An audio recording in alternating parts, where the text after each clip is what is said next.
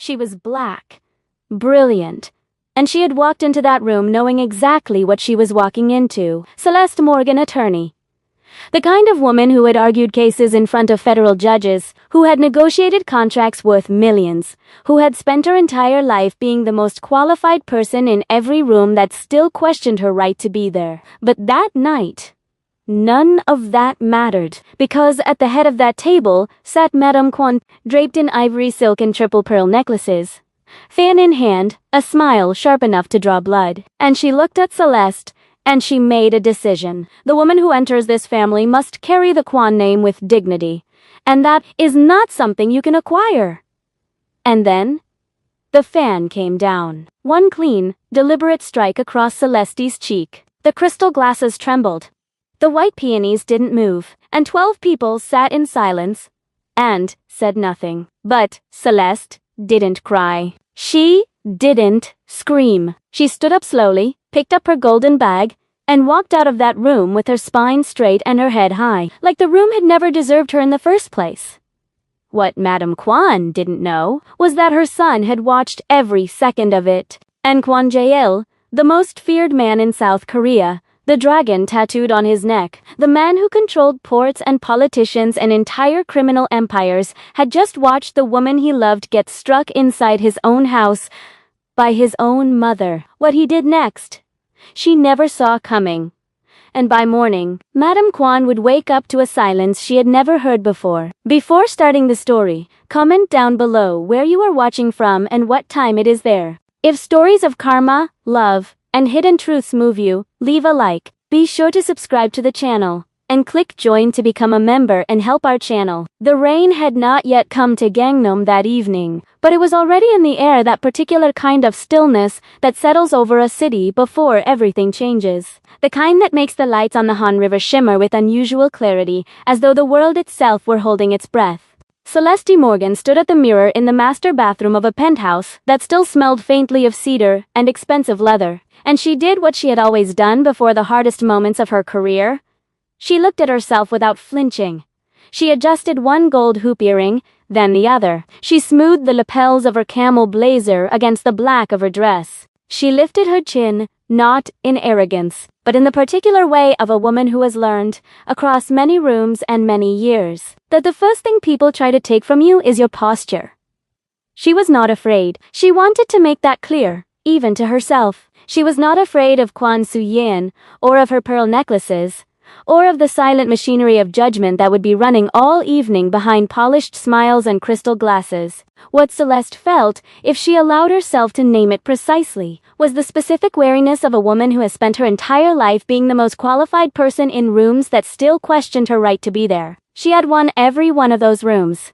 She would win this one too. What she did not know, could not have known, standing in that bathroom with her small golden bag on the marble counter, was that Kwon Jae-il was watching her from the doorway. He had been standing there for almost a full minute, unmoving, one shoulder against the frame, his dark eyes following the small, precise gestures of a woman preparing herself for battle. The dragon tattoo along the left side of his neck caught the bathroom light and seemed, for a moment, almost alive. He had loved her, and he knew this now with the certainty of a man who rarely allowed himself certainty. Because she was the only person in his world who prepared for difficult things, not by reaching for power, but by reaching for herself. He crossed the room, said nothing, and with one finger adjusted the clasp of her necklace that had shifted 0.5 millimeter to the left. She met his eyes in the mirror. "You're going to walk into that room," he said, "and they're going to feel small just from the fact that you exist. Like they always do around me." Celeste smiled just one side of her mouth. "You and I are not the same kind of threat,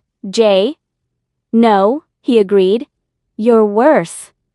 She picked up the golden bag. He offered his arm, and they walked out into the city that had not yet decided what kind of night it intended to be. The Kwon Estates in the hills above Gangnam was not the largest property in Seoul. Kwon Jae-il had always found the largest properties vulgar, too eager, too obvious. The architectural equivalent of a man who raises his voice to prove he isn't afraid. The estate was, instead, precisely the right size for a family that had never needed to announce itself. iron gates, a garden of white stones and black water, rooms that smelled of sandalwood and the kind of silence that accumulates over decades. By the time Celeste and Jael arrived, the table had already been arranged with the specific and deliberate geometry of a woman who had spent 40 years understanding that power lives in details. 12 place settings. Baccarat crystal, white peonies cut that same afternoon, and at the head of the table, Kwan Soo-yeon, dressed in ivory silk embroidered with thread so fine it was nearly invisible, her mother-of-pearl fan resting across the arm of her chair like a scepter, temporarily set aside. She was 62 years old, and she looked not in decline, but in the way that a blade looks its age, sharpened by use, without a single unnecessary edge. She watched Celeste enter the room. Those who were present that evening, and all of them would remember it for the rest of their lives, would later describe the moment differently depending on who they had been rooting for. Some would say that Madame Kwan's expression was simply neutral, the blank face of a woman assessing a situation. Others, those who knew her better, would say that what moved across her face in those first 3 seconds was not hatred and was not disdain. It was recognition, the recognition of a woman who understood immediately that the person who had just walked through her door was not a distraction, was not a phase, was a reckoning, and because she recognized it, she decided to end it before it could begin. Celeste moved through the room with the ease of a woman who had argued cases in front of federal judges, who had negotiated contracts worth more than the GDP of small countries, who had walked into every room in her life as the only person in it who looked like her and had found a way to make that not a disadvantage but an undeniable fact. She bowed her head to Madame Kwan with precisely calibrated respect, not submission, not performance, but the acknowledgement one professional extends to another. "It's an honor to meet you," she said, in Korean, the syllables careful and correct. Madame Kwan smiled the way certain buildings smile. "All facade. The honor is ours," she said, in English, which was not the language Celeste had addressed her in. "Please sit." For 40 minutes, the dinner proceeded as a dinner of its kind always proceeds. Beautifully, and with cruelty so refined it left no marks. Compliments about the food that subtly implied Celeste had not known what she was eating, questions about her family, phrased not as interest, but as cartography, mapping a territory to find its weaknesses, comments from the assembled cousins and associates, and strategically invited heiresses that arrived sideways, like knives thrown from behind a curtain. Celeste answered everything. She deflected what needed deflecting. She absorbed what could not be deflected without expression. Jael beside her ate, in silence. He was doing what he always did in rooms that required it. Waiting. She had once asked him, early in their relationship, how he managed to stay so still when people were deliberately testing him. He had looked at her as though the answer were obvious. "I wait," he said, "until I know exactly what I'm dealing with. Then, I act once.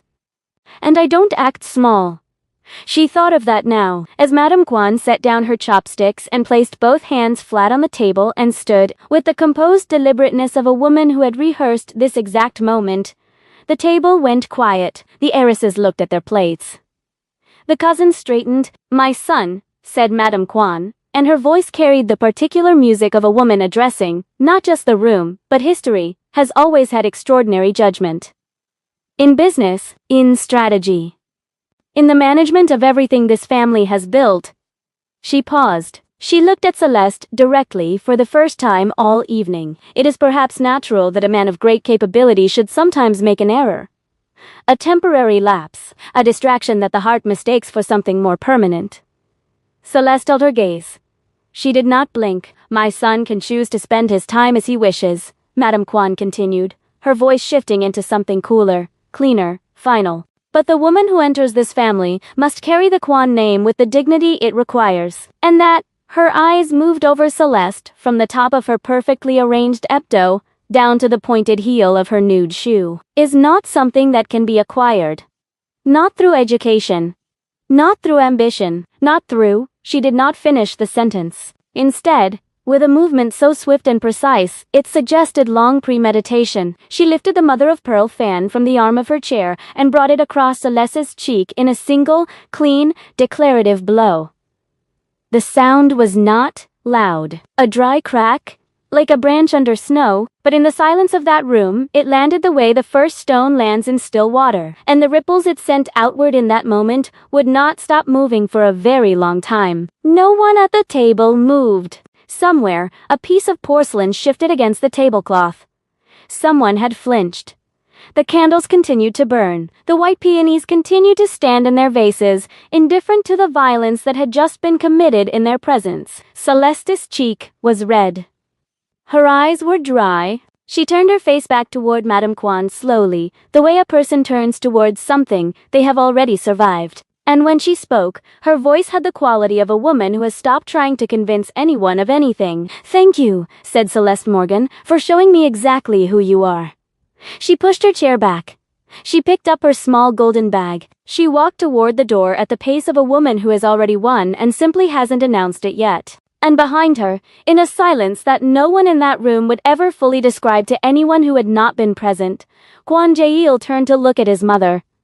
He did not raise his voice. He did not stand. He simply looked at the woman who had raised him, with the particular expression of a man who has just watched something become permanent, a bridge crossed, a door closed, a debt created that would never again be called anything else. "What you just did," he said, very quietly, "cannot be undone." Madame Kwan held her fan in both hands and smiled at her son, the way a woman smiles when she believes she has just protected him from something terrible. She did not yet understand what she had actually done. The garden behind the Kwan estate was planted with white stones and black water, and at night, when the lights inside the house threw long gold rectangles across the ground, it looked like something between a painting and a warning. Celeste stood at the edge of the stone path, her golden bag held in both hands in front of her, and she listened to the sound of her own breathing until it became steady. She had not cried. She was aware of this in the deliberate way one becomes aware of the things they are choosing not to do. The cheek still burned. Not terribly, the fan had been light, the kind of object designed for gesture, not force, but the burn was there, the way certain truths are there, not destroying, simply insisting, reminding. She touched it once with the back of 2 fingers, confirmed it, and then lowered her hand. She had grown up in Chicago, the daughter of a Haitian mother who ironed her uniform every morning before a 12-hour nursing shift and a father who drove a delivery truck and read history books on his lunch break. They had given her 2 things with absolute consistency: the belief that she was capable of anything, and the understanding that the world would not always agree. She had spent her entire adult life navigating the distance between those 2 facts. She had learned to do it without breaking. She had learned to do it without shrinking. But standing in that garden, with the cold soul air pressing against the burn on her cheek, and the sound of conversation resuming faintly inside the house, as though nothing had happened, as though a woman had not just been struck in the middle of a dinner party and told without words that she was not a person but an inconvenience, Celeste felt something she had not allowed herself to feel in a very long time. Not humiliation, not rage. Those were clean emotions, manageable. What she felt was older and heavier than either of those. The exhaustion of a woman who has been extraordinary her entire life, and has never once been allowed to simply be enough. She heard the door open behind her. She did not turn around. She knew his footsteps. Kwon Jae-il came to stand beside her at the edge of the stone path, and for a long moment neither of them spoke. He did not touch her. He understood her well enough to know that what she needed first was not comfort but the space to be witnessed without being managed. The rain that had been threatening all evening had still not arrived, but the air tasted of it now, that particular mineral sharpness that comes just before everything opens. "Jay," she said finally, "I know. I'm not angry at you. I know that too." She turned to look at him then, and he was watching her with an expression she had only seen on his face a handful of times. Not the controlled blankness he wore in boardrooms and in the company of men who feared him, not the private warmth he allowed himself when it was only the 2 of them. This was something between those 2 things. A man looking at something precious that he has just watched get damaged and understanding, with full clarity, that the damage did not come from outside his own house. The dragon on his neck was still in the low light. The gold of his signet ring caught nothing. "I love you," Celeste said, and the simplicity of it in that moment, standing in that cold garden, cheek still faintly burning. The sounds of a dinner party filtering through stone walls made the words heavier than either of them had expected. I want you to know that's not what this is about. This is not me walking away from you. He was very still. But I have spent 29 years, she continued, being the most qualified person in rooms that weren't sure I deserved a chair. I have outworked, outlasted, and out-targeted every version of what your mother just did to me. And I am so tired, Jay. Her voice did not break. It simply told the truth. I am so tired of having to be extraordinary just to be treated as ordinary. And I will not spend the rest of my life in a family where I have to prove, every single day, that I was worth choosing. The car she had called was turning into the far end of the driveway, its headlights sweeping slowly across the white stones. Jill turned toward her. There was something happening behind his eyes, a rapid, silent reckoning, the kind he performed when the variables of a situation shifted faster than anticipated, but underneath it, something that had nothing to do with calculation at all. Don't, he said. And then, because that single word was insufficient for everything he meant by it, Celeste, don't go. I'm not leaving you, she said. I'm leaving a room I was never made welcome in. She looked at him for a long moment, the full, unflinching look of a woman memorizing something she isn't sure she'll see again, and then she walked toward the car. He did not follow her. He stood in the garden as the headlights swept across him and then receded, and he listened to the sound of the gate closing at the end of the driveway, and he remained there after the sound had faded, in the silence that followed, which was the loudest thing he had ever heard. Inside the house, Madame Kwan accepted a glass of plum wine from a cousin's wife and received the soft congratulations of people who understood, without being told that the evening had gone according to plan. She did not look toward the garden. She did not need to. She had handled more difficult situations than this one. She had protected the Kwan name from worse threats than a beautiful foreign woman with good posture and a law degree. She told herself this. She believed it entirely. What she did not see could not see from where she sat, with her fan folded in her lap and her pearls lying cold and triple-stranded against her throat, was her son re-entering the house through the garden door. He walked past the dining room without looking in, past the portrait of his father in the hallway, past the room where his mother's staff would later find, in the morning, the first of several documents that had been signed and dated that night. He went to his study. He closed the door. He sat at his desk for a moment in complete stillness, the way a man sits before he does something that cannot be reversed, not in hesitation, but in the particular respect one pays to irreversible things. Then, he picked up his phone. The first call was to his head attorney. 3 minutes. The second was to the financial manager who oversaw the accounts connected to his mother's name. 4 minutes. The third was to the director of household staff. Less than 2 minutes. The fourth was to the private bank that administered the 4 credit accounts registered to Kwan Sujan under an arrangement that had existed unchallenged for 16 years, because why would it ever be challenged when the son who funded it had never, in all those years, given his mother any reason to imagine he would do otherwise? Each call was brief. Each call was final. His voice throughout all of them carried none of the cold fury he had briefly let show at the dinner table. He spoke the way he always spoke, when the decision had already been made. Evenly, precisely, with the calm of a man who has already done the emotional work, and is now simply The rain came while he was on the 4th call. He heard it begin against the study window, first as individual drops, tapping separately, then all at once in a collective rush. The way certain silences become sounds, and certain tolerances become their end. He finished the call. He set the phone on the desk. He thought about her standing at the garden's edge, holding her golden bag in both hands, telling him she was tired. He thought about the way she had looked at him before she left, not in accusation, not even in goodbye, but in the particular way of someone who is deciding whether they can still believe in something. He thought about what it meant that she had still said she loved him. In the middle of all of it, after what had just been done to her, in his house, at his table, by his mother, she had still said it.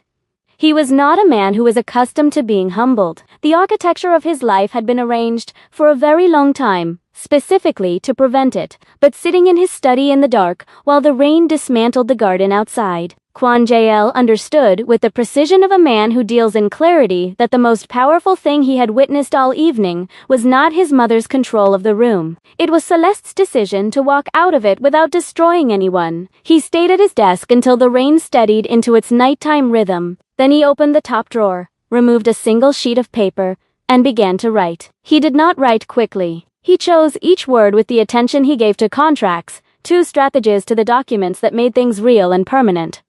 When he finished, he folded it once. He set it in the center of the desk where it would be found in the morning. In her room at the far end of the estate, Madame Kwon removed her pearl necklace and laid it in its case and told herself, as she had told herself on many previous evenings after many previous necessary actions, that a mother's love sometimes requires difficult choices. She did not hear her son's door open and close. She did not hear the silence that followed. She slept, for the last time in a very long time, without worry. The morning arrived in Seoul the way mornings arrive after nights of rain, cleaner than expected, and colder. The light through the estate's eastern windows was pale and direct, the kind that leaves nowhere to hide, that finds every surface and reports back faithfully on what it finds. Kwon Soo-hyun descended the main staircase at 7:43, as she had done every morning for 31 years in this house. Her robe was silk. Her slippers were embroidered. Her hair, not yet arranged for the day, fell in a dark wave past her shoulders. And without the architecture of the chignon and the pearls, she looked not older, exactly, but closer to the woman she had been before. Power became so natural to her that she had stopped distinguishing it from herself. She expected the smell of breakfast. She expected to hear, from the direction of the kitchen, the particular sounds of a household in its morning rhythm. Water running, the low percussion of preparation, the soft exchange of the cook and the housekeeper that she had listened to from this staircase for 3 decades without ever once learning their surnames. She heard nothing. She reached the bottom of the stairs and stood in the entrance hall and listened to the silence of a house that was not sleeping but empty. Not the emptiness of early morning. She knew that emptiness had inhabited it for years. This was different. This was the emptiness of removal. She walked to the kitchen. The lights were off. The counters were bare in a way they were never bare. Not cleaned, but cleared. Everything returned to its place with the finality of a space that does not expect to be used again this morning, or possibly any morning following this one. She opened the refrigerator. It was full. The food was there. The food had not left. Only the people had. She stood in the kitchen for a long moment. The refrigerator still open, the cold air moving against the silk of her robe. Then she went to the entrance hall and reached for the panel where the internal phones were mounted. The line to the staff quarters, the line to the gatehouse, the line to the garage. She pressed the button for the garage. Silence. She pressed the button for the gatehouse. Silence. She picked up her personal phone from the console table where she had left it the previous evening, intending to call her driver, and found that the screen required a payment confirmation to complete the call. Her account, the application informed her, had insufficient active credit. Madame Kwon looked at her phone for a long moment. She was a woman who had grown up with very little and had spent the subsequent decades acquiring everything available to her. And somewhere in that process, she had made the quiet and unexamined assumption that acquisition, onse achibed, was permanent, that the things she had came from who she was, rather than from the specific and continuous generosity of a son who had never, until last night, been given a reason to stop. She set the phone down. She walked to the dining room. The table from the previous evening had been cleared. Every crystal glass, every white peony, every trace of the dinner that had ended so precisely according to her intentions, was gone. And in the center of the long polished surface, there was a single white envelope. Her name was on the front in her son's handwriting. Not mother. Her name. Kwon Soo-hyun. She picked it up. She did not open it immediately. She carried it to the chair at the head of the table. Her chair, the one she had occupied for 31 years, the one from which she had conducted the previous evening's performance with such satisfying control, and she sat, and she looked at the envelope, and for the first time in a very long time she felt something she did not have a ready architecture for. Not guilt. She had not arrived at guilt. Yet, what she felt in those first moments was the specific vertigo of a person who has taken a step they were completely certain was solid ground and found that the floor had moved. She opened the envelope. She read the letter once quickly, as people read things they are hoping to have misunderstood. Then, she read it, slowly. Then she set it flat on the table in front of her and pressed both palms against it, as though the pressure of her hands might renegotiate its contents. The letter was not cruel. This, she would think later, was perhaps the most devastating thing about it. It did not accuse, it did not condemn, it simply described, with the clean precision of a man who had spent his life in the language of consequence, what had happened and what would follow. The estate belonged to him. The accounts were his. The staff were employed by the holding company registered in his name, a fact that had been technically true for years and had simply never, until now, been exercised. She was welcome to remain in the guest room until the end of the month. After that, they would speak through attorneys, and at the bottom, in the same measured handwriting, a single additional line that she read 3 times and could not stop reading. You taught me that the Kwan name carries weight. You were right. That is exactly why I cannot allow the person who raised their hand against the woman I love to continue carrying it with privileges she did not earn. Madame Kwan sat at the head of the table for a very long time. The letter lay flat under her palms. The morning light moved across the room. Somewhere outside, past the walls of the estate, Seoul was doing what Seoul always did, moving, building, expanding. Its millions of inhabitants, pursuing their millions of individual necessities. Without any awareness of the silence inside these particular walls, she had always found comfort in the estate's separation from all of that. She had always thought of the walls as protection. She understood. Now, with the slow and terrible clarity of a woman whose certainties are dismantling themselves one by one, that walls keep things out only when the person who controls the gate is still on your side. She thought about the previous evening. She replayed it with the unwilling precision of the mind, reviewing what it would prefer to have done differently. She thought about the sound the fan had made against Celeste Morgan's cheek. She thought about the way the room had frozen. She thought about her son's face in the moment before he stood, not furious, not ebon cold, but with the expression of a man watching a door close that he had not built and could not reopen.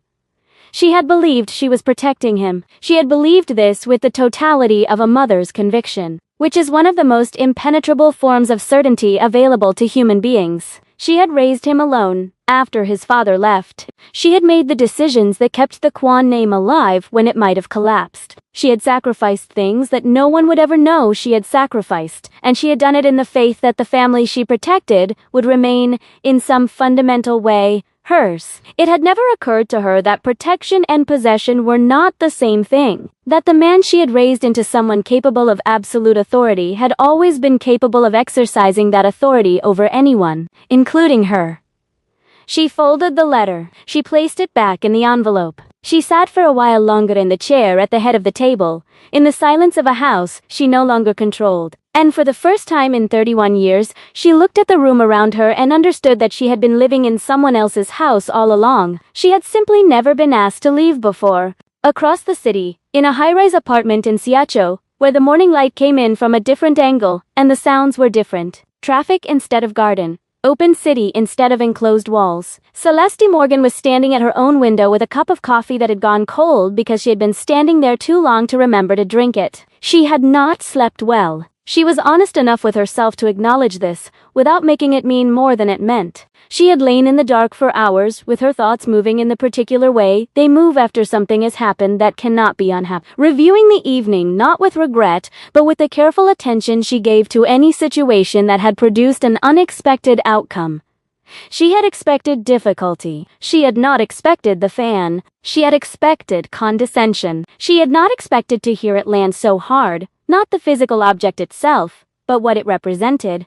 The particular belief, held by Kwan Soo-yeon and by everyone in that room who had said nothing, that Celeste Morgan could be struck and the blow would simply be absorbed. The way inconvenient things are absorbed by people who do not matter. She thought about Jae-il standing in the garden. She thought about the expression on his face, that particular expression, the one she had tried to name, and found she could not, because it was made of too many things at once. She thought about the way he had said don't.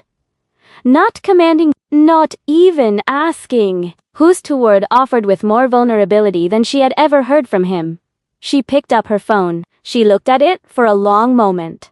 There were no messages from him. She had not expected messages. He was not a man who made his moves through messages. She set the phone face down on the windowsill and looked out at the city. Seoul on a morning after rain was extraordinary.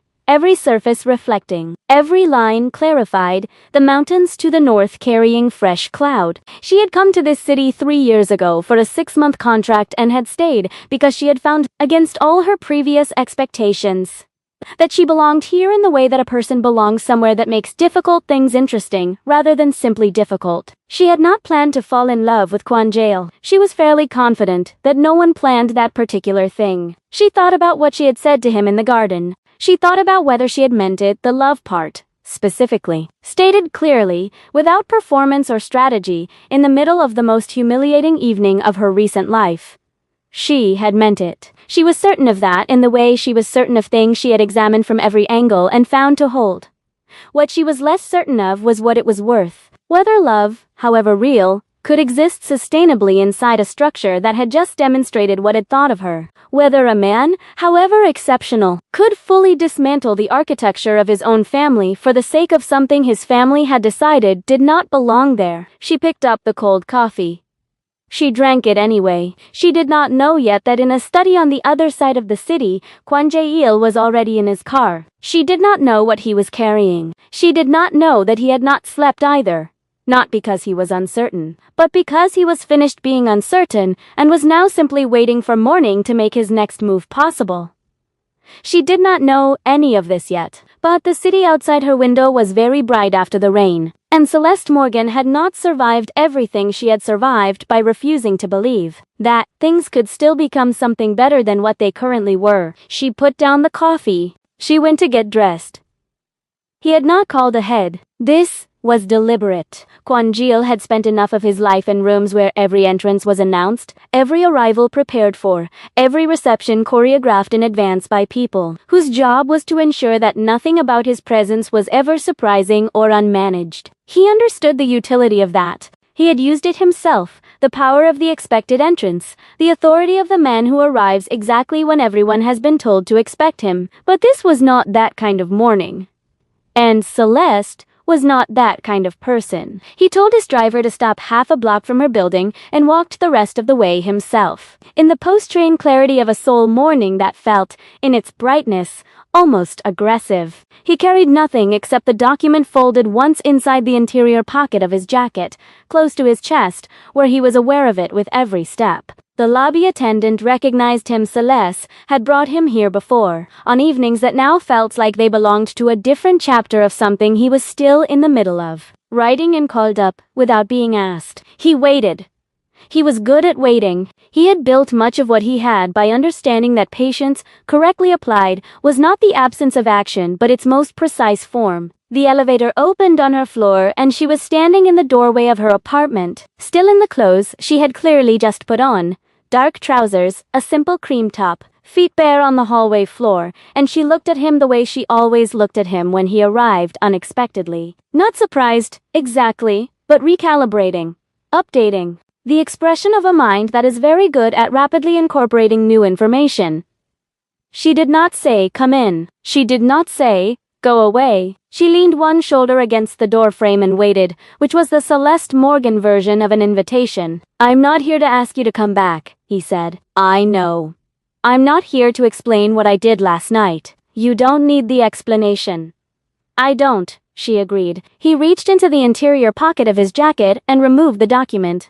He held it out to her. Not the way one presents a gift, and not the way one presents a demand, but the way one places something on a table between two people who are negotiating from equal positions and intent to leave it there for the other person to examine at their own pace. She took it. She looked at the front page. Her expression did not change in any large way, but something in it became more careful, the specific quality of attention she brought to things that required her full intelligence. It was a prenuptial agreement. Not the standard architecture of such documents, not the version designed to protect one party's assets from another party's potential claims. This one had been drafted, clearly, by attorneys who had been instructed to protect both parties with equal She recognized the structure. She had drafted agreements like this herself. On behalf of clients who were entering partnerships, they intended to be permanent, but were wise enough to protect honestly. "This is not a proposal," Jae-il said. "I'm not asking you anything right now. I'm giving you something to consider." Celeste turned to the second page. Then, the third. She was reading it properly. the way she read everything, not skimming, not performing a reading, but actually absorbing. He had known she would do this and had prepared the document accordingly.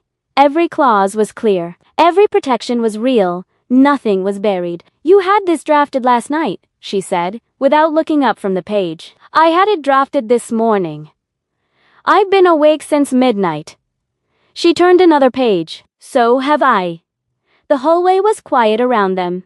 From somewhere below, the sound of the city going about its morning business rose faintly through the building's walls.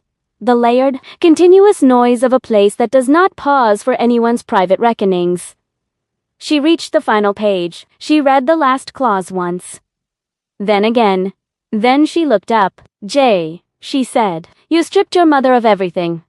"I stripped her of things that were mine," he said. "That is not the same thing." "For her, it is." "Yes," he said, "for her, it is." He did not look away. "She struck you. In my house, in front of people I would have had killed for showing you less disrespect. She struck you, and then she waited for me to do nothing because she has spent 35 years understanding that my authority has never once been turned in her direction." He paused. "She was wrong about that. She has always been wrong about that. I simply never gave her a reason to find out." Celeste was watching him with the steady, unblinking attention she brought to things she was deciding about. "And you think this," she held up the document slightly, "changes what she did?" "Nothing changes what she did," he said. "This has nothing to do with what she did. This is about what I want." He held her gaze. "I want you. Not as a guest in my world, not as a woman my family has decided to tolerate. As an equal, on paper, in law, in fact, the way you deserve to have been offered from the beginning." The morning light, from the window at the end of the hallway, fell across the floor between them, pale and clean after the rain. She looked at the document in her hands. He watched her look at it, the downward angle of her face, the small movement of her eyes tracking across the words, the way her thumb rested against the edge of the page. He knew her well enough to know that she was not reading anymore. She had finished reading. She was thinking. "You know, this doesn't fix it," she said. "I know. Your family doesn't disappear because you wrote a contract. The way they looked at me at that table doesn't disappear. What your mother believes doesn't disappear. I know all of that. And you're asking me to walk back into it." "I'm asking you," he said, "to walk into something different from what it was last night. Because last night I allowed something to exist that I should have ended years ago. The idea that my mother's authority over my life was unlimited. It was never unlimited. I simply never made that clear." His voice was even with the weight of a man saying something he has reviewed from every angle and found to hold. "She made it clear for me, and I am grateful to her for that, even if she will never understand why." Celeste looked at him for a long moment. Something was shifting in her face. Not softening. Exactly. Because softening implied that what was there before was hardness. And it was not. It was the shift of a woman who has been holding herself braced against something and is deciding, with full awareness of the risk, to release the brace. "I told you last night," she said, "that I'm not going to spend my life proving I was worth choosing." "You're not going to," he said. "I already chose. I'm asking if you're still choosing." The document was between them. The morning was still and bright. Somewhere below the city continued its enormous, indifferent motion. Celeste Morgan, who had walked into every difficult room of her life and walked out the other side, looked at the man in the hallway, the dragon on his neck, the ring on his hand, the particular stillness of someone who has made his decision and is now simply waiting to learn what it will cost him, and she thought about what it meant to be brave. Not the professional bravery she had exercised every day of her working life. Not the bravery of the woman who keeps her chin up and her voice steady when the room is against her. The other kind. The kind that requires you to believe that what you're reaching for is real.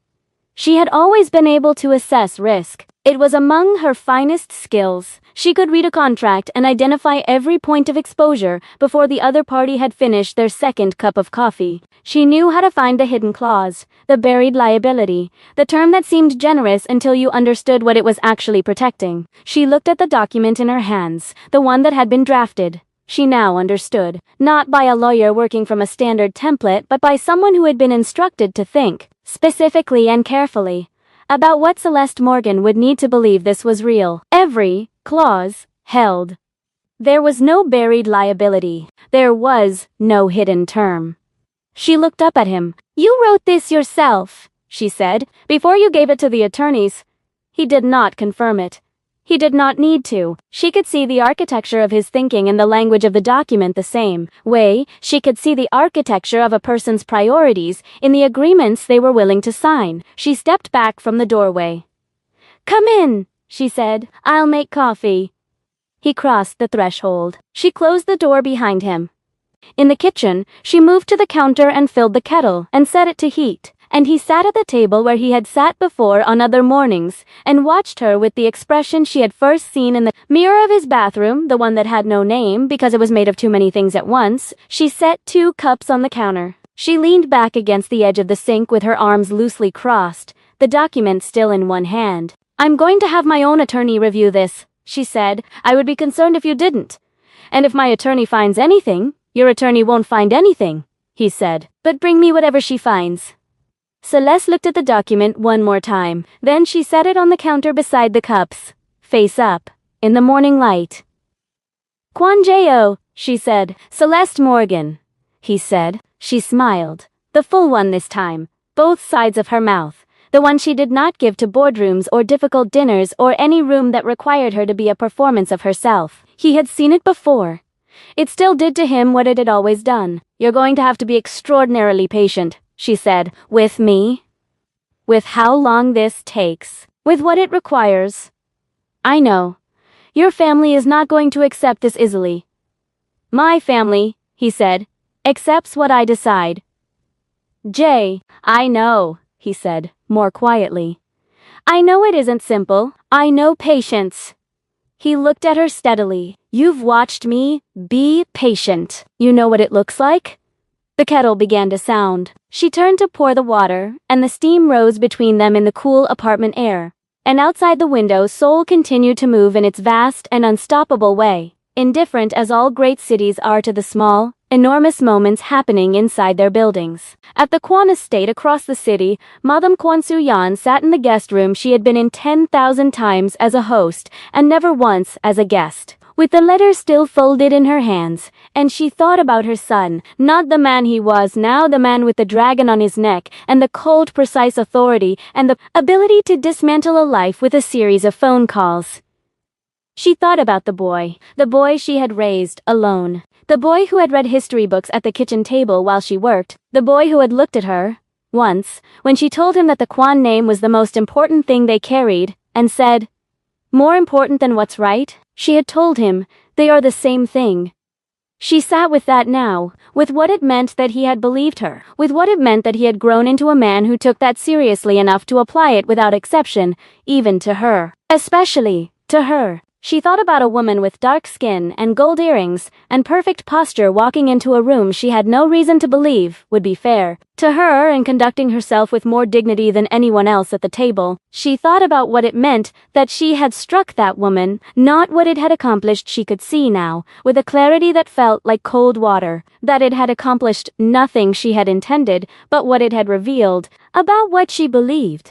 About who she had allowed herself to become in the long years of protecting something she had confused for love. She had loved her son.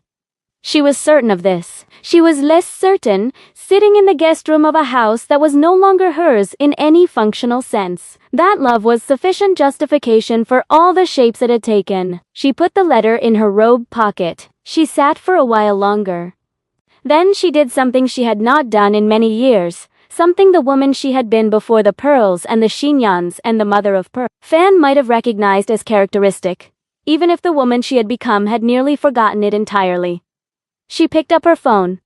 She found her son's name, and she typed, with the careful slowness of a woman choosing words for the first time in a long time rather than deploying them, "I was wrong. I don't expect you to answer this. I don't expect anything. I only want you to know that I understand what I did. Not what it cost me. What it was." She set the phone down.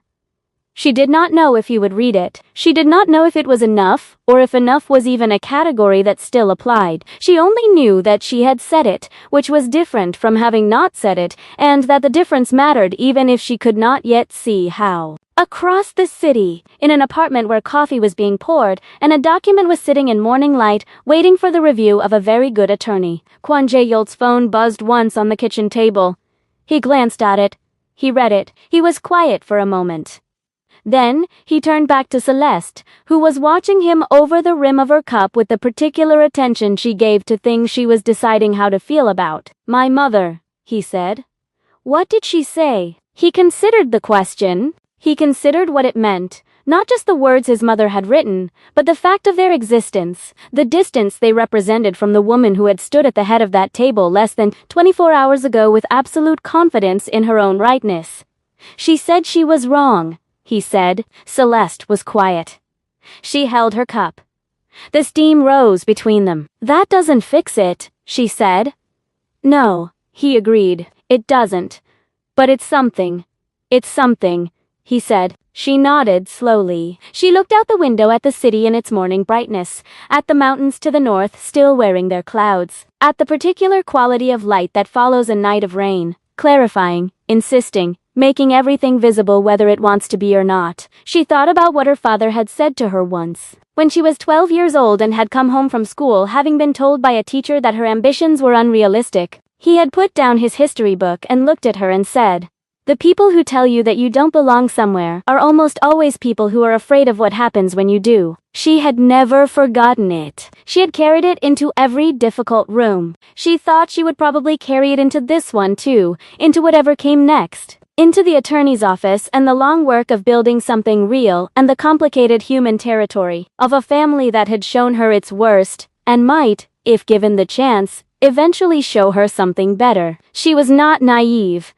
She knew what complexity looked like. She had made a career of navigating it. But she also knew with the bone-deep certainty of a woman who has examined a thing from every angle and found it to hold, that what was sitting on her kitchen counter in the morning light was not a performance and was not a transaction and was not a man trying to manage an inconvenient situation. It was a choice.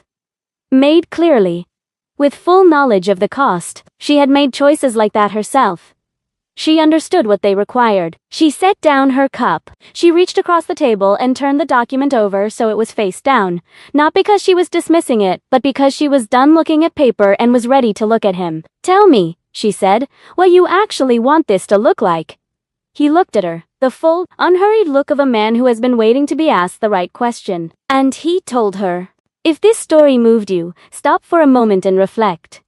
Have you ever walked into a room and felt that no matter how hard you worked, no matter how much you achieved, someone had already decided you didn't belong there? Have you ever loved someone and wondered if that love was strong enough to survive the weight of everything their world was built on? And have you ever witnessed a moment where someone chose dignity over bitterness and realized that was the most powerful thing in the room? Tell us your experiences and feelings in the comments. We read them all. And if you believe in stories about dignity, justice, and love that refuses to be diminished, leave a like, be sure to subscribe to the channel, and click join to become a part of our community and help the channel.